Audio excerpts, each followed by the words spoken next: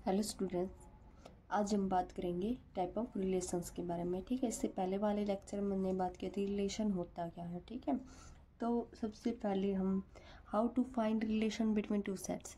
अगर किस दो सेट्स के बीच में हमें रिलेशन डिफाइन करना भी कितने बनेंगे तो वो कैसे करेंगे देखते हैं। अगर दो ए बी फाइनाइट सेट्स है containing m and n elements. ठीक है, ए के पास है एम एलिमेंट्स एंड बी के पास है एन एलिमेंट्स रिस्पेक्टिवली, तो जो ए क्रॉस बी है उनके बीच में रिलेशन क्या होगा, एम एन ऑर्डर्ड के पेयर बनेंगे।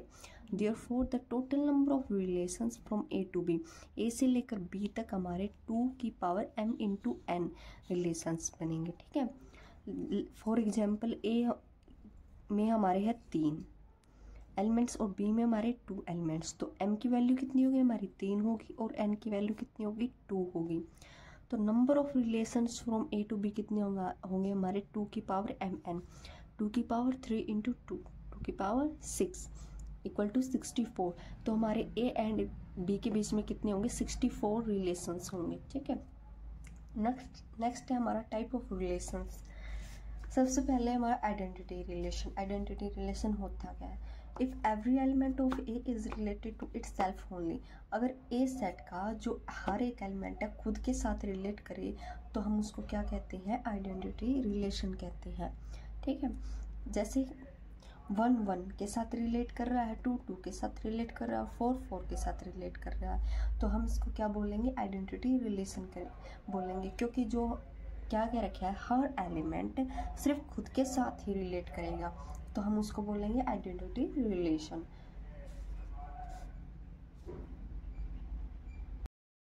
नेक्स्ट हमारा यूनिवर्सल रिलेशन। यूनिवर्सल रिलेशन क्या होता है, if each element of A, अगर ए सेट का ईच एलिमेंट हर एक element is related to every element of A, अगर ए सेट का हमारा हर एक एलिमेंट एक दूसरे के साथ रिलेट करेगा तो हम उसको बोलेंगे यूनिवर्सल रिलेशन। ठीक है, ए क्रॉस ए, हर एक एलिमेंट एक दूसरे के साथ रिलेट करेगा तो क्या होगा, वो हमारा ए क्रॉस ए होगा। ठीक है, ए क्रॉस ए के अंदर ऑर्डर्ड पेयर बनेंगे। ए क्या होगा हमारा 1 2 3 लेट कर लिया, रिलेशन क्या बनेगा हमारा 1 1 बनेगा, 1 2 बनेगा, 1 3 बनेगा। ठीक है, क्योंकि हर एक एलिमेंट एक दूसरे के साथ क्या कर रहा है, रिलेट कर रहा है। फिर होगा हमारा 2 2 2 2 3 एंड 2 1, फिर होगा हमारा 3 3 3 2 3 1। ठीक है, तो हर एक एलिमेंट क्या होगा, एक दूसरे के साथ रिलेट कर रहा है, तो हम इसको बोलेंगे यूनिवर्सल रिलेशन। ठीक है, सेकंड हमारा थर्ड है हमारा वॉइड और एम्प्टी रिलेशन। ठीक है, वॉइड या फिर एम्प्टी, अगर if no element of A related to any element of A, अगर कोई भी एलिमेंट ए सेट का उस सेट से रिलेट नहीं कर रहा तो हम उसको क्या बोलते हैं, वॉइड या फिर एम्प्टी रिलेशन। ठीक है, एग्जांपल ले लेते हैं, मतलब उनके बीच में कुछ भी कॉमन ना हो। ठीक है, जैसे 1 2 3 4 5 सेट ले लिया, एलिमेंट्स ले लिया हमने, और रिलेशन बना रखा है बी है, ए के अंदर से आ रहा है और बी ए के अंदर से आ रहा है, तो ए माइनस बी क्या होगा, 8 के इक्वल होगा। ठीक है, ऑर्डर पेयर बनाएंगे हम। ठीक है, मान लिया हमने ए की वैल्यू ऑर्डर पेयर बना के ए की वैल्यू ले ली हमने 4 और बी की वैल्यू ले ली हमने 5, तो क्या होगा, ए माइनस बी 4 माइनस 5 तो 1 होगा, -1 होगा। क्या ये हमारे सेट के अंदर लाई कर रहा है, 8 आ रहा है इक्वल, नहीं आ रहा, तो क्या होगा हमारा एम्प्टी रिलेशन हो गया। ठीक है, जो किसी भी कंडीशन को सेटिस्फाई ना करे उसको बोलते हैं हम वॉइड या फिर एम्प्टी। ठीक है, कोई भी पेयर इस ए के सेट के अंदर कोई भी पेयर बना के देख लो, वो क्या इस कंडीशन को सेटिस्फाई नहीं करेगा तो हम उसको बोलेंगे वॉइड रिलेशन। फिर हमारा इनवर्स रिलेशन। इनवर्स रिलेशन होता क्या है, ठीक है, if R is a relation from set A to B, अगर कोई रिलेशन है हमारा ए टू बी तो जो रिलेशन है बी टू ए बनेगा हम उसको बोलेंगे इनवर्स रिलेशन। ठीक है, उसका उल्टा इनवर्स रिलेशन, जिसे हम आर इनवर्स से डिनोट करेंगे। ठीक है, आर इनवर्स क्या बनेगा, ए बी तो होता है हमारा आर के अंदर, तो बी ए इनवर्स हो जाएगा उसका अपोजिट, तो बी ए क्या होगा, ए हमारा ए के अंदर से और बी हमारा बी के अंदर है और ए बी हमारा क्या है, आर के अंदर से आ रहा है। ठीक है, तो लेट कर लिया अभी कोई रिलेशन हमने 1 2 है 3 4 5 6, इसका इनवर्स कैसे होगा, जो ए बी है वो क्या हो जाएगा, बी ए हो जाएगा। ठीक है, तो 1 2 है तो 2 1 हो जाएगा और 3 4 है तो 4 3 हो जाएगा, 5 6 है तो 6 5 हो जाएगा, ठीक है, वो इसका इन्वर्स रिलेशन हो गया। नेक्स्ट हमारा रिफ्लेक्सिव रिलेशन। रिफ्लेक्सिव रिलेशन क्या होता है? A relation R on a non empty set A is reflexive if a relate कर रहा है ए के साथ फॉर एवरी, ए कहाँ से आ रहा है? ए सेट के अंदर से, दैट इज जो हमारा ए है क्या होगा? रिलेशन होगा। फॉर एवरी, ए बिलोंग करता है ए के अंदर, ठीक है। इसका एग्जांपल है जैसे इफ ए सेट मान लिया हमने 1 to 4, ठीक है, हमें बताना भाई ये रिफ्लेक्सिव होगा कि नहीं होगा। रिलेशन बनाया है हमने 1 1 2 2 1 4 2 4 4 4 on A is reflexive as A because 1 1 belong कर रहा है ए 2 2 भी है 4 4 भी है, तो क्या है हमारा एक रिफ्लेक्सिव रिलेशन है।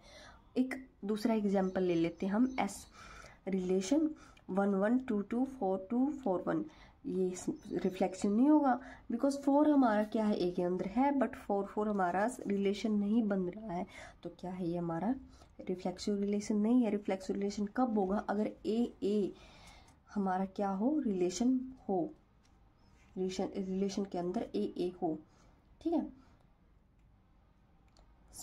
नेक्स्ट हमारा symmetric relation. Symmetric relation a relation B relation ए, ठीक है। इफ ए बी क्या है? रिलेशन बना रहे हैं, तो बी भी क्या बनाएगा? रिलेशन बनाएगा। बी ए बी उसके अंदर क्या होगा? रिलेशन के अंदर होगा ए बी होगा, तो बी ए बी होगा, ठीक है, उसके अपोजिट एलिमेंट्स। एग्जाम्पल ले लिया हमने सेट ए 2 3 4, ठीक है, 2 2 बना लिया हमने रिलेशन, 2 3 3 2 2 4 4 2, क्या ये हमारा सिमेट्रिक है? क्या ये कंडीशन को सेटिस्फाई? ए बी है क्या हमारे पास? मान लिया हमने इसको ए मान लिया, इसको बी मान लिया, तो ये क्या हो गया? ये बी हो गया, ये हो गया, तो क्या है हमारा सिमेट्रिक है? हाँ है। और ये क्या? ये मान लिया हमने ए, ये बी, ये मान लिया बी, ये ए, तो सेटिस्फाई कर रहा है कंडीशंस को, ए बी और बी ए बी है, तो क्या है हमारा सिमेट्रिक है? हाँ, ये सिमेट्रिक रिलेशन है। दूसरा रिलेशन ले लेते हैं हम 2 2 2 3 2 4 4 2 4 4, क्या ये हमारा सिमेट्रिक है? नहीं, बिकॉज 2 3 तो हमारा इसके अंदर है, ए बी तो है, बट बी ए हमारा इसके अंदर नहीं है, क्योंकि 3 2 इसके अंदर नहीं है, तो ये हमारा क्या हो गया? सिमेट्रिक रिलेशन नहीं है, ठीक है। अगर कोई भी एलिमेंट दे रखा तो उसका अपोजिट भी होना चाहिए, तभी हम उसको सिमेट्रिक बोल सकते हैं। नेक्स्ट हमारा ट्रांजिटिव रिलेशन।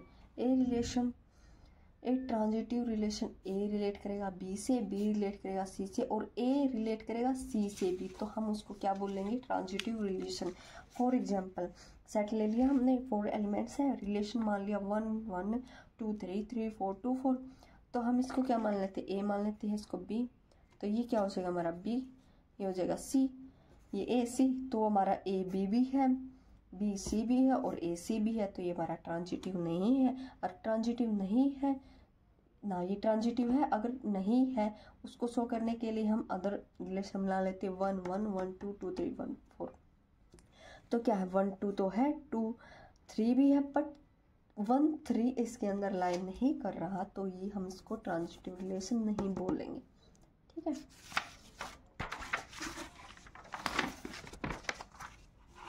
इक्विवेलेंस रिलेशन क्या होता है?